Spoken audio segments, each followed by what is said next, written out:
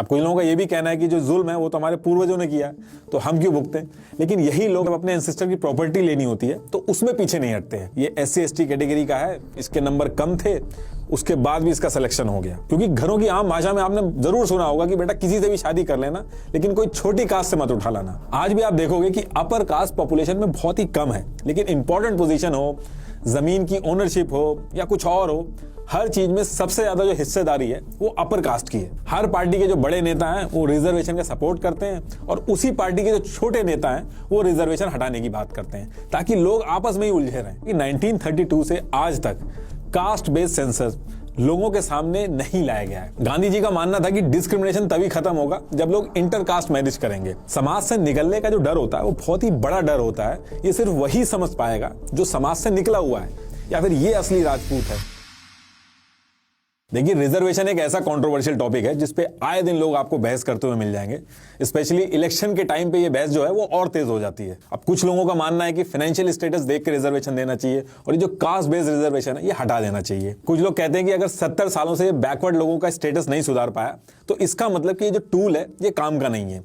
वहीं कुछ लोग ये भी कहते हैं कि हमारे पुरखों ने जो गलतियां की हैं उसकी सजा हमें क्यों मिले। सब अपने हिसाब से अपना अपना मन बनाकर इस टॉपिक पर बात करते हैं। कुल मिलाकर जिसको रिजर्वेशन मिलता है वो इसके सपोर्ट में बहस करता है और जिसको नहीं मिलता है वो ज्यादातर इसके अगेंस्ट में बात करता है। आप अपने आसपास नोटिस करोगे तो आपको यही पैटर्न मिलेगा मोस्टली। अब देखिए, अगर ऑलरेडी कुछ मन बनाकर आप ये वीडियो देखेंगे तो मुझे पता है फिर आप हर्ट होंगे ही, क्योंकि इसमें मैं काफी कंट्रोवर्शियल चीजें डिस्कस करने वाला हूं। लेकिन मेरी इंटेंशन इसके पीछे बस इतनी है कि जब हम रिजर्वेशन के बारे में बात करें तो हमारे पास इसकी सही डिटेल्स हो। व्हाट्सएप यूनिवर्सिटी के फेक प्रोपेगेंडा वाली न्यूज ना हो। जो इन्फॉर्मेशन अवेलेबल है उसको लेके मैं कुछ लॉजिक्स और फैक्ट्स आपके सामने रखूंगा ताकि आप अपनी सोच बना सको। इससे पहले कि हम रिजर्वेशन डिस्कस करें, कुछ डेटा डिस्कस करना ज्यादा जरूरी है ताकि एक्चुअल ग्राउंड रियलिटी क्या है वो समझने में आसानी हो। देखिए, इंडिया की टोटल पॉपुलेशन 2011 के सेंसस के हिसाब से 121 करोड़ है, जिसमें से 20 करोड़ SC हैं और 10 करोड़ ST हैं। यानी कि SC की पॉपुलेशन 16.63% है टोटल पॉपुलेशन की और ST की पॉपुलेशन 8.61% हुई। OBC के डेटा को लेकर काफी कंट्रोवर्सी है, वो अभी आगे समझ में आ जाएगा। लेकिन मंडल कमीशन के हिसाब से OBC की जो टोटल पॉपुलेशन है वो 52% है और NSSO के सर्वे के हिसाब से 41% है।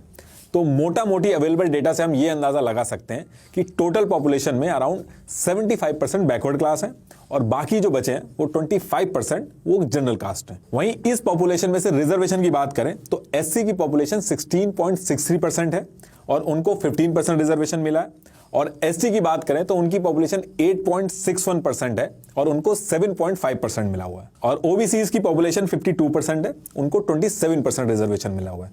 तो अराउंड 75% बैकवर्ड क्लास में से 50% को रिजर्वेशन मिला हुआ है और अभी जो 10% EWS मिलता है उसकी बात हम आगे करेंगे। अब देखिए, इसमें सबसे ज्यादा डिस्कशन चलता है कि रिजर्वेशन तो खुद एक डिस्क्रिमिनेशन है। आप जाति के आधार पर भेदभाव करके किसी को ज्यादा और किसी को कम रिजर्वेशन दे रहे हो और हमारा लॉ कहता है कि हर कोई कानून की नजर में इक्वल है और इक्वालिटी हमारा फंडामेंटल राइट है। तो रिजर्वेशन तो इलीगल हुआ। तो एक ऐसा टूल जो खुद डिस्क्रिमिनेशन कर रहा है वो डिस्क्रिमिनेशन से कैसे बचा पाएगा। अब देखिए, ये सारी चीजें डिस्कस करने के लिए पहले हमें अपने आप को ऑब्जर्व करना पड़ेगा कि हम अपने परिवार में कैसे बिहेव करते हैं। मान लीजिए आपके परिवार में 2 बच्चे हैं, एक 5 साल का है जो चल सकता है और दूसरा बच्चा अभी छोटा है। तो अगर हमें कहीं जाना हो तो वहां पर हम क्या करते हैं, जो छोटा बच्चा है जो चल नहीं सकता उसको गोदी में ले लेते हैं और जो चल सकता है उसको चलने दिया जाता है। या फिर ये कहते हैं कि इस घर में इक्वालिटी फॉलो होती है, दोनों के लिए रूल सेम रहेंगे, दोनों को चलना पड़ेगा। अब ऐसे ही अगर आप घर में मान लो कि घर में 2 भाई हैं, अगर किसी वजह से एक भाई की हेल्थ वीक है और उसको डॉक्टर ने कहा है कि इसको अच्छी खुराक की जरूरत है, तो आप क्या कहोगे कि घर में तो इतना ही राशन आता है, सब में बराबर बटेगा, इक्वालिटी होगी, या फिर जिस भाई को अच्छी खुराक की जरूरत है उसको ज्यादा खुराक दोगे जब तक वो ठीक ना हो जाए। ऐसे ही अगर आप मान लो कि आप ट्रैवल कर रहे हो अपनी फैमिली के साथ कहीं पे और एक सीट खाली है वहां पे, तो उस टाइम पर जो पहले पहुंच जाता है वो बैठता है या फिर कोई फीमेल या बुजुर्ग आदमी होता है उसको आप सीट देते हो। देखिए, जब हम अपने घर की बात करें तो आप नोटिस करोगे कि हम घर में भी किसी को कम किसी को ज्यादा प्रायोरिटी देते हैं और ये प्रायोरिटी एक तरह का डिस्क्रिमिनेशन ही होता है जिसकी वजह से इक्वालिटी आती है। ऐसे ही हमारे कॉन्स्टिट्यूशन के लिए पूरा देश एक परिवार है और वो एग्जैक्टली वैसे ही एक्ट करता है जैसे हम अपने परिवार में एक्ट करते हैं। और हमें रिजर्वेशन इसलिए बुरा लगता है क्योंकि जैसे ही हम परिवार के बाहर निकलते हैं हम बाकी लोगों को बाहर ही समझते हैं। जब हम अपने घरों में ये सारी चीजें कर रहे होते हैं तो हम ध्यान नहीं देते हैं, लेकिन हम ये इसलिए कर रहे होते हैं कि अनसेट कम्युनिकेशन में एक स्टेबिलिटी मेंटेन हो घर के अंदर। अगर हम ह्यूमन ग्राउंड को भी छोड़ दें लॉजिकली भी देखें तो रिजर्वेशन एक मजबूरी है। अगर आप घर का एग्जाम्पल लो, किसी फादर के 3 बेटे हैं और वो इन तीनों बेटों में से किसी एक को इग्नोर करना शुरू कर दे, आप देखोगे कि वो लेफ्ट आउट भाई आगे चल के घर वालों के अगेंस्ट में हो जाता है, भाइयों के अगेंस्ट में हो जाता है, वो उस घर के लिए डेंजरस हो जाता है। इसलिए एक अक्लमंद फादर कभी भी अपने बेटों में फर्क नहीं करता है, जरूरत के हिसाब से चीजें मैनेज करके सबको साथ में लेकर चलता है। ऐसे ही अगर कोई कंट्री है और उसमें किसी कम्युनिटी के साथ डिस्क्रिमिनेशन और इनइक्वालिटी बहुत ही ज्यादा लेवल पे बढ़ जाती है तो वो रिबेलियस हो जाते हैं। छत्तीसगढ़ और झारखंड का एग्जांपल हमने देखा है कि वहां पे कैसे लोग नक्सली बन गए। रेड कॉरिडोर जो एरिया बोला जाता है, वहां पे बिजनेस वगैरह करने में कितनी दिक्कत आती है। नक्सली आज की डेट में बहुत ही बड़ी प्रॉब्लम बन गया इंडिया के लिए। और ये सिर्फ इंडिया की ही बात नहीं है, किसी भी देश की गवर्नमेंट अगर किसी एक स्टेट को इग्नोर करना शुरू कर दे तो आप देखिएगा कि वो एक स्टेट पूरे देश के लिए थ्रेट बन जाती है। यही रीजन है कि सिर्फ इंडिया ही नहीं, इंडिया के बाहर के देशों में भी रिजर्वेशन दिया जाता है, क्योंकि देश सबको साथ लेकर चलने से बनता है। वरना देश के लिए एक न्यूक्लियर बॉम्ब से भी बड़ा खतरा हो जाता है अगर देश के अलग अलग कम्युनिटी देश के ही खिलाफ हो जाए। हम बात करते हैं कि हम वर्ल्ड की लार्जेस्ट डेमोक्रेसी हैं, लेकिन जब तक हर कम्युनिटी का पार्टिसिपेशन नहीं होगा, आप पेपर में तो लार्जेस्ट डेमोक्रेसी हो जाओगे लेकिन एक्चुअल में नहीं होगे। अभी हम थोड़ा सा पीछे जाएं तो इंडिया में कास्ट सिस्टम की जगह वन का सिस्टम था।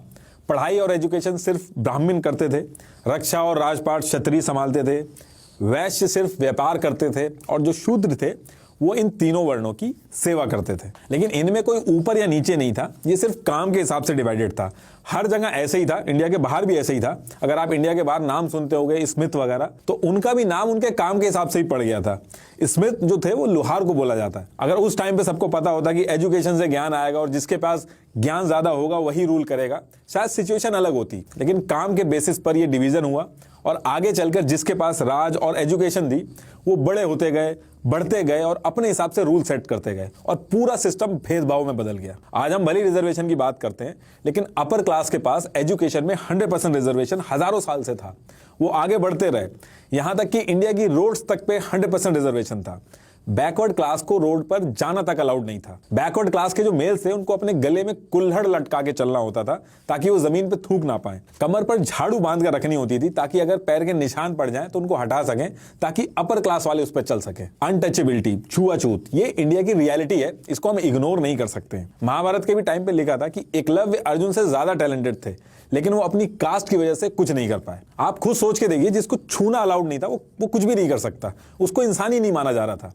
जानवरों से भी बदतर हाल किया गया था। जानवरों से दूध पिया जा रहा था, उनको दूध पिलाया जा रहा था, चींटियों को आटा खिलाया जा रहा था, लेकिन इंसान को छूना अलाउड नहीं था। और जब छूना अलाउड नहीं था तो वो ना तो पढ़ सके, ना उनको नौकरियां मिल सकी, और इस वजह से उस पर्टिकुलर कम्युनिटी की जो कैपेबिलिटी है वो कम होती गई।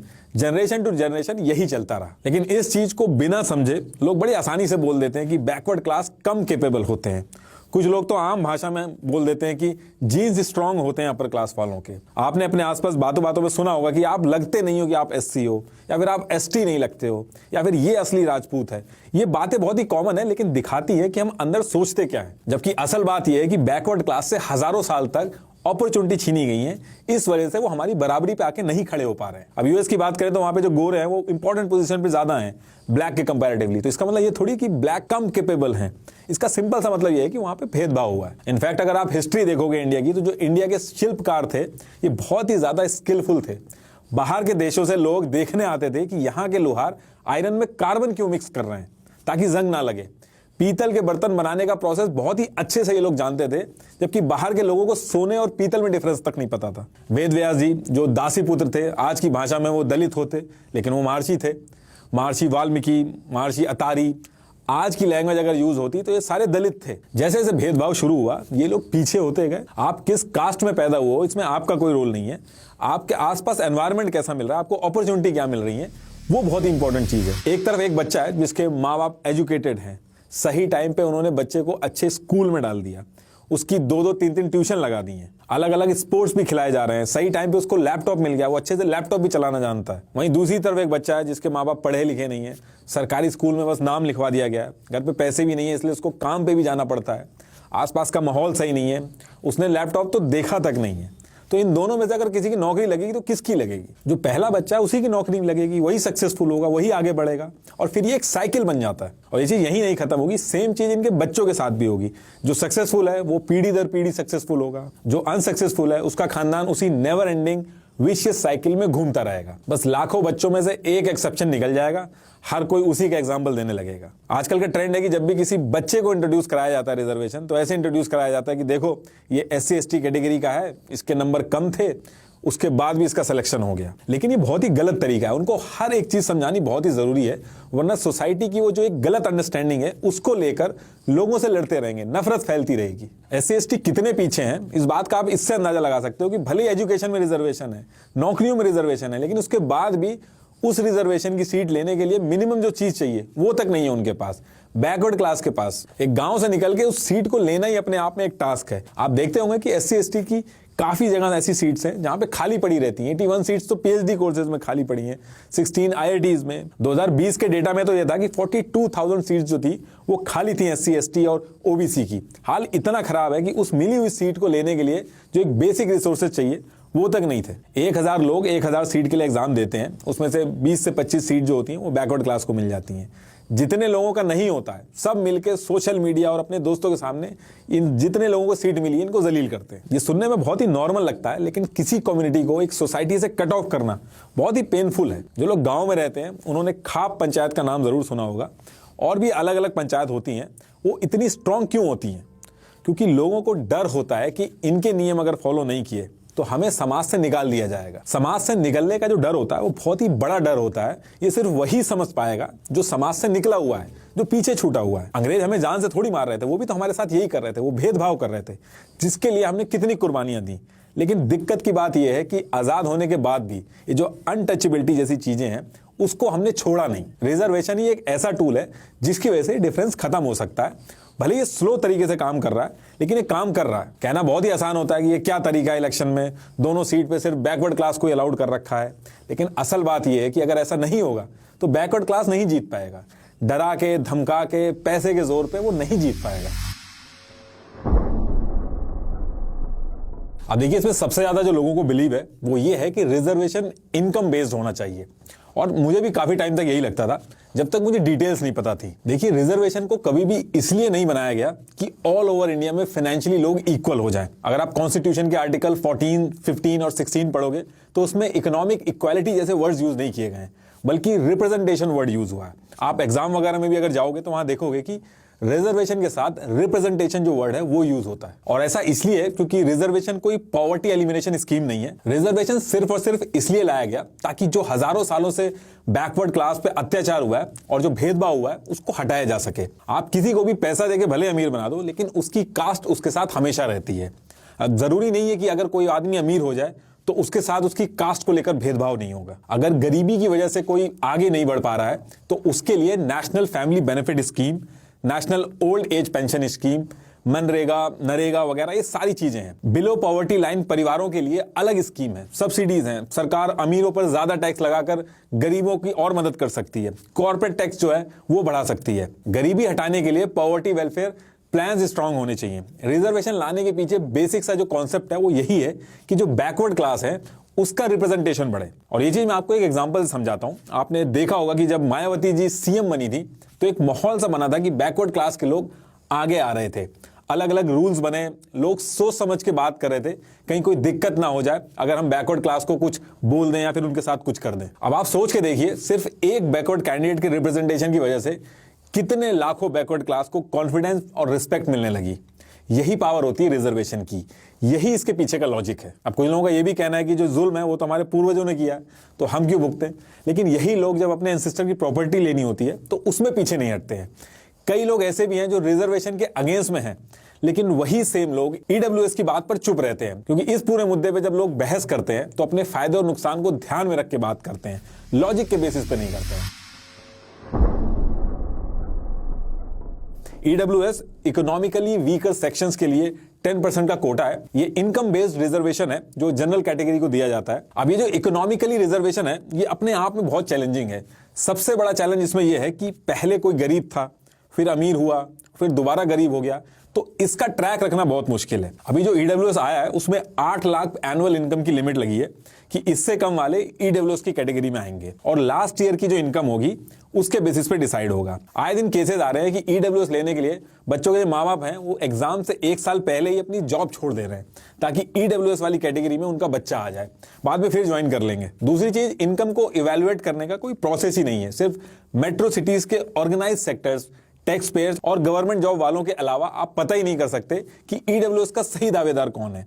यही रीजन है कि 90 से 95% लोग एक तरह से पूरा देश ईडब्ल्यूएस की कैटेगरी में आ गया है। उससे भी बड़ी दिक्कत है कि जो इन्फ्लुएंशियल लोग हैं उनके लिए फेक इनकम सर्टिफिकेट बनवाना बहुत ही ईजी है, इसलिए आए दिन न्यूज आ रही है कि फेक इनकम सर्टिफिकेट बनवाए जा रहे हैं। अब अगला क्वेश्चन आपका ये होगा कि कास्ट सर्टिफिकेट भी तो फेक बन सकते हैं। देखिए, इनकम सर्टिफिकेट तो हर कोई बनवा लेता है, लेकिन जो कास्ट सर्टिफिकेट है ये नहीं बनवाया जाता है। एक कहावत भी है कि जाति कभी नहीं जाती। कोई भी अपर कास्ट अपनी कास्ट नीचे नहीं करवाना चाहता, क्योंकि उसको बहुत अच्छे से पता है कि सोसाइटी में बैकवर्ड कहलाने पर कितना भेदभाव होता है। और इसके साथ साथ लोग परिवार के दादा परदादा को भी जानते हैं जो अगल बगल रहते हैं, तो वहां भी दिक्कत आती है। हमारे देश में रिलीजन चेंज करवाना फिर भी आसान है, लेकिन कास्ट चेंज कराना बहुत ही मुश्किल काम है। कोई भी अपर कास्ट वाला लोअर कास्ट वाला बन के नहीं घूमना चाहता, क्योंकि उसको पता है नौकरी तो भले ही मिल जाएगी लेकिन उसके बाद भी भेदभाव होगा उसके साथ। इसलिए कास्ट बेस्ड सिस्टम अभी भी रेलेवेंट है। गांधी जी का मानना था कि डिस्क्रिमिनेशन तभी खत्म होगा जब लोग इंटर कास्ट मैरिज करेंगे, इसलिए उस पर्टिकुलर टाइम पे वो सिर्फ उसी शादी में जाते थे जो इंटर कास्ट होती थी। मैरिज में भी लोअर कास्ट को डिसएडवांटेज होता है, क्योंकि कोई भी कैपेबल लड़का या लड़की मिलना दलित के लिए बहुत ज्यादा मुश्किल होता है। क्योंकि घरों की आम भाषा में आपने जरूर सुना होगा कि बेटा किसी से भी शादी कर लेना, लेकिन कोई छोटी कास्ट से मत उठा लाना। और कुछ लोग तो टोंट मारते हैं कि रिजर्वेशन तो खैरात में मिला है। उनके लिए भी एक डिटेल शेयर कर देता हूं कि अंग्रेजों के टाइम पे अपर कास्ट की डोमिनेंस की वजह से बैकवर्ड क्लास जो थे वो अंग्रेजों से एक सेपरेट इलेक्टोरेट मांग कर रहे थे।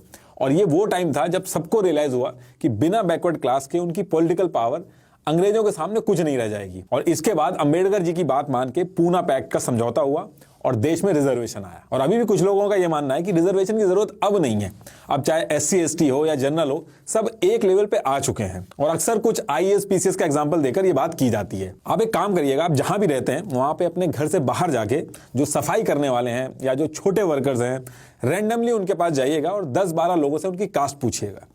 कोई भी सिंघानिया, ओबरॉय, सूर्यवंशी, ये सब कास्ट आपको सुनने को नहीं मिलेगी। और उस दिन आपको पता चलेगा कि रिजर्वेशन की जरूरत क्यों है। होता क्या है कि दिल्ली, मुंबई जैसे मेट्रो सिटीज के मॉल में चक्कर लगा के चाय की दुकान में डिस्कशन करने में बहुत आसान लगता है कि रिजर्वेशन हट जाना चाहिए, लेकिन एक्चुअल जो ग्राउंड रियलिटी है वो बिल्कुल ही अलग है। आप जरा गांव की साइड जाएंगे, कस्बों की साइड जाएंगे, तो वहां ग्राउंड रियलिटी एकदम अलग है। अभी गवर्नमेंट UPSC के लिए एक लेटरल एंट्री रिक्रूटमेंट लाई थी, जिसमें बिना एग्जाम के, बिना रिजर्वेशन के डायरेक्ट इंटरव्यू के थ्रू लोगों का रिक्रूटमेंट हो रहा था। और उसमें किसी भी तरीके का रिजर्वेशन नहीं दिया गया था। उसमें जितने भी लोग सेलेक्ट होकर आए थे उसमें एक भी बैकवर्ड क्लास का नहीं था। अगर आज की डेट में रिजर्वेशन बंद कर दिया जाए तो जो स्लो स्पीड से बैकवर्ड क्लास आगे बढ़ रहा है वो एकदम रुक जाएगा। आज भी आप देखोगे कि अपर कास्ट पॉपुलेशन में बहुत ही कम है, लेकिन इंपॉर्टेंट पोजीशन हो, जमीन की ओनरशिप हो या कुछ और हो, हर चीज में सबसे ज्यादा जो हिस्सेदारी है वो अपर कास्ट की है। और ये कोई कोइंसिडेंस नहीं है। देश भर की जितनी भी इंपॉर्टेंट पोजीशन है उसमें 400 से भी ज्यादा RTI डाली गई, उसमें बैकवर्ड क्लास का रिप्रेजेंटेशन ना के बराबर था, इनफैक्ट नील था। इन 400 RTIs का लिंक मैंने YouTube के डिस्क्रिप्शन में दे दिया, ये आप देख लीजिएगा। देखिए, प्रॉब्लम ये नहीं है कि अपर कास्ट ज्यादा अच्छी पोजीशंस पे है।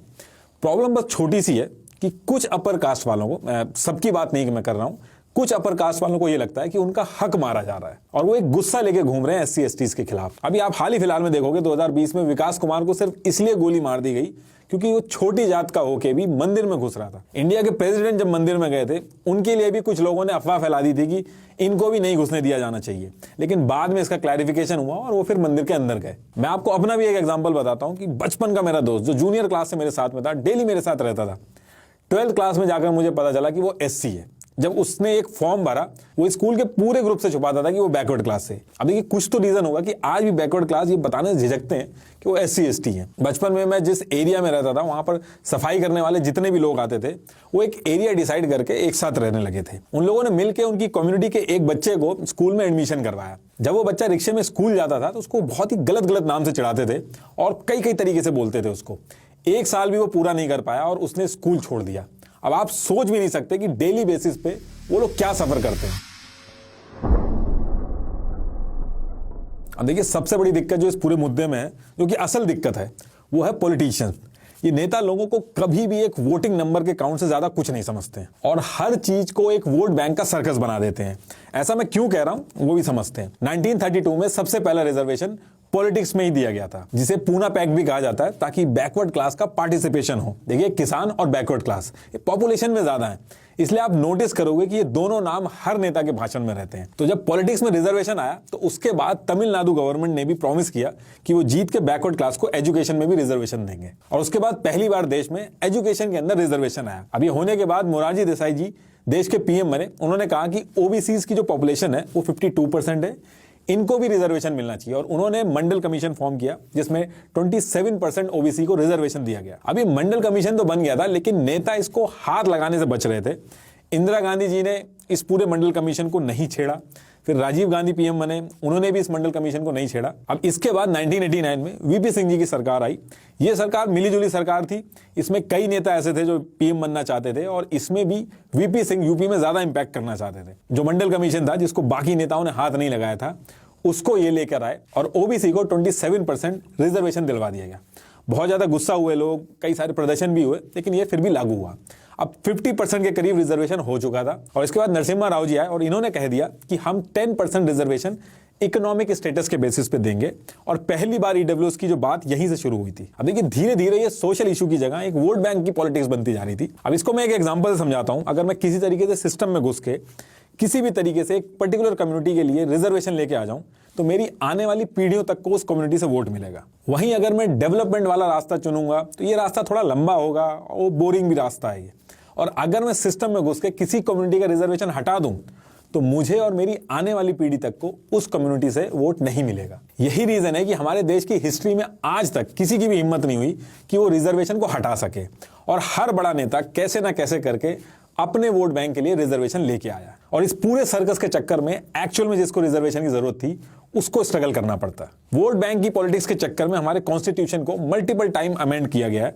77, 81, 82nd, 85th, 93rd, ये सारे अमेंडमेंट किए गए हमारे कॉन्स्टिट्यूशन में रिजर्वेशन को लेके। हर पार्टी के जो बड़े नेता हैं वो रिजर्वेशन का सपोर्ट करते हैं, और उसी पार्टी के जो छोटे नेता हैं वो रिजर्वेशन हटाने की बात करते हैं, ताकि लोग आपस में ही उलझे रहें। किसी भी पॉलिटिकल पार्टी की अगर आपको रियल आइडियोलॉजी देखनी है तो उसके छोटे नेता क्या नैरेटिव चला रहे हैं उसके ऊपर आप ध्यान दीजिएगा, आपको समझ में आ जाएगा कि वो पार्टी नैरेटिव क्या चला रही है। क्योंकि जो बड़े नेता हैं वो एक सेट पैटर्न में जो रिक्वायर्ड होता है बस वही बोलते हैं। आप एक चीज और नोटिस करोगे कि 1932 से आज तक कास्ट बेस्ड सेंसस लोगों के सामने नहीं लाया गया है। SC/ST की मजबूरी थी, लोगों के सामने लाया गया क्योंकि कॉन्स्टिट्यूशन के अंदर उसके प्रावधान है, लेकिन बाकी किसी भी कास्ट का जो सेंसस है वो लोगों के सामने ही नहीं लाया गया है। सालों से ये जो डेटा है ये ministry of social justice and welfare के पास पड़ा हुआ है, लेकिन उसने उस डेटा को रिलीज ही नहीं किया है। अब ऐसा क्यों किया गया है वो एक अलग मुद्दा है। फिलहाल लास्ट में मैं यही कहना चाहूंगा कि कोई भी आदमी अपनी कास्ट से बड़ा नहीं होता है। बड़ा आदमी वो होता है जिसके साथ बैठ के कोई भी आदमी अपने आप को छोटा ना फील करे। और डॉक्टर भीमराव अंबेडकर जी की जो ऑडियो बुक है वो कुक्कू FM पर आप जरूर सुनिएगा, उससे आपको और क्लैरिटी मिलेगी। लिंक मैंने डिस्क्रिप्शन में दे दिया है। Thank you.